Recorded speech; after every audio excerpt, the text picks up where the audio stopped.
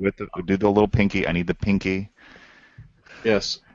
Billion. Thank you. I feel better Billion now. views combined for the three YouTubers that were on YouTube interviews Obama. Wrap your mind around that. The American audience, how much they've consumed, and it's not just one time that they watch these videos, it's multiple times that they watch these videos. So if you have a candidate and they're talking to one of these guys and they say something funny or they say something relatable, oh my God, when was the last time a Republican candidate was relatable on anything? That's what this is our number one weakness. It's not with our policies, it's not with our facts. Our problem is that we are not relatable. People don't find it. We've been marginalized. We've been shown as fat cat, money bags, Wall Street, whatever. That's how we've been framed, and that's not the case. It's look what happened to Mitt Romney. He actually has a personality. He actually has a family. He actually has stuff. I mean, the dude is in his 60s and he's out there water skiing. He's a person who does fun things. He's got a family, a large family. He reads to his grandkids. He does stuff that an actual person does. He's a real person. And that's the thing that YouTube offers us.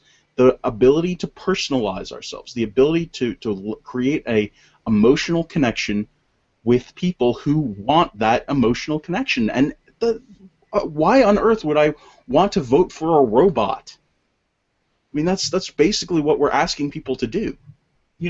One quick comment. Sorry, I can only imagine what it would have done for Romney to have people, instead of asking him fluff questions like Obama gets, asking him about what's it like to start a business? What's it like to turn around a business that's flailing? What did you do? Because how could I do that one day? And have some young conservatives ask that. And that would be something that he would be excited to answer. And it goes back to the aspirational nature of the messaging that we need to do. That is exactly right. Yeah, it answers a lot of questions that we have yet to do. We've yet to answer them on our side. It's taking our biggest weakness, and it would be something that helps us to combat the left's narratives about us, about the idea that we're just, we are the 1%, that every conservative is like that. We aren't actual people that care about humans. We don't care about anything. We have no hobbies. We are just evil. Co-cores. That's what we are.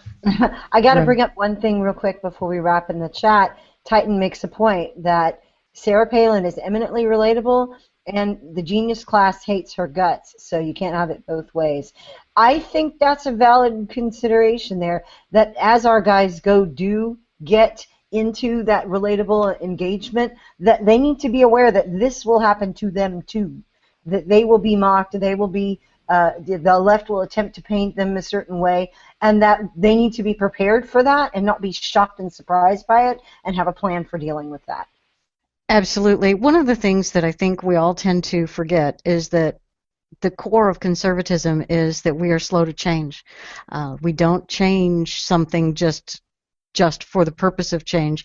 We have to understand why things are the way they are, why we might want to change them, and what we would be changing to, and what the benefit is. So, and we also have an innate appreciation for structure and systems and the history of, so that asking our established political people, Congress critters, asking them to change what they look to for promotion and what they look to get their message out when they've spent their entire career doing one particular thing, and it was not using the internet, and it was not using a wild and woolly democratic version of, and by democratic I mean open to the public, lowercase d, a wild and woolly anything goes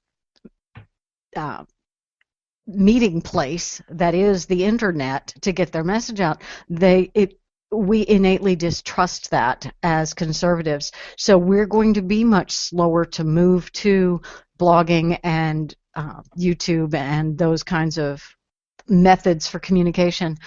Most of our Congress critters have, in fact, hired social media staff, and they understand the concept of Twitter, and they understand the ability to, and they appreciate the ability to communicate with their constituents and their potential voters.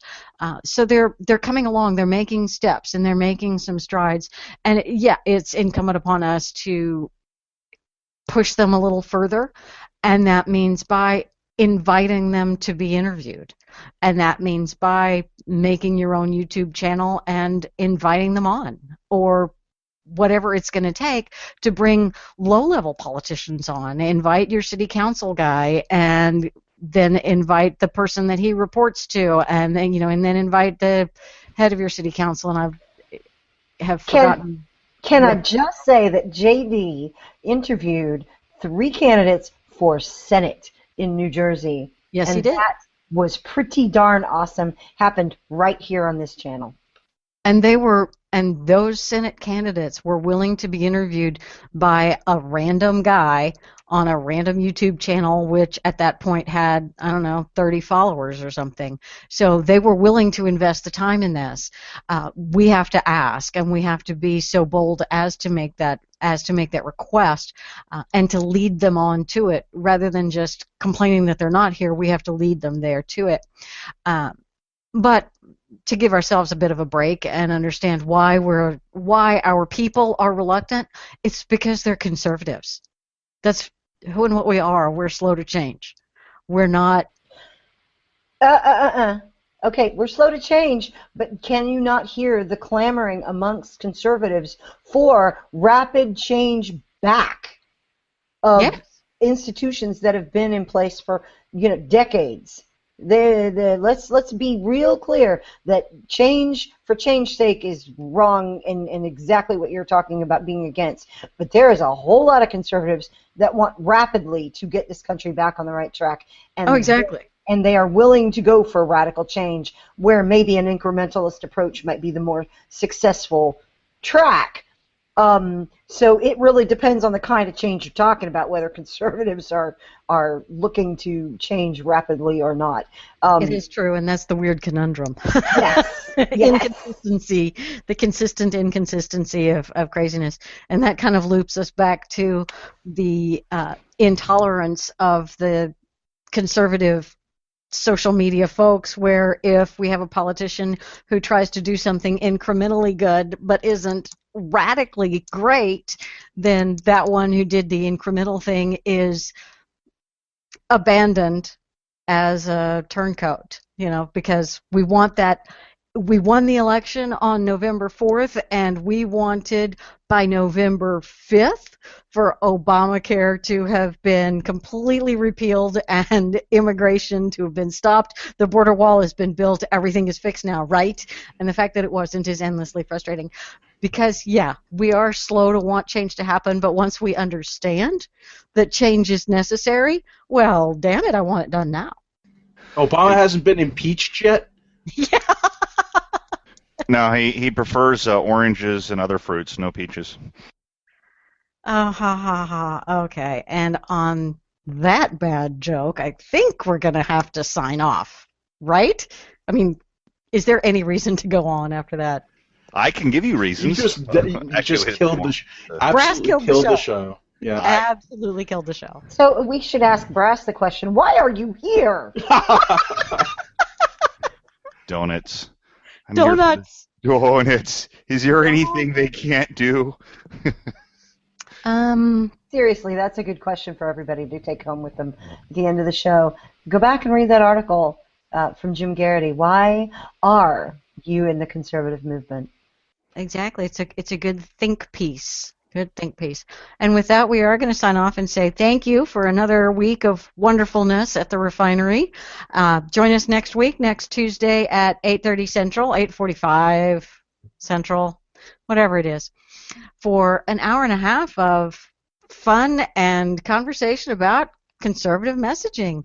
Thank you guys so much for being here on the chat room, and we will see you. Listen to us on video. Subscribe to our podcasts on iTunes, Stitcher, TuneIn, or Spreaker, or Vigilant Liberty Radio. Go to therefineryshow.com. Therefineryshow.com. That's therefineryshow.com. I can be hired for voiceovers. $5.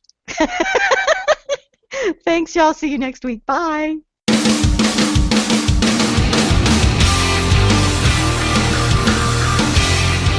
This show is copyright by VLR Media. All opinions of hosts, panelists, and guests are their own and may not reflect the opinion of VLR Media or anyone else.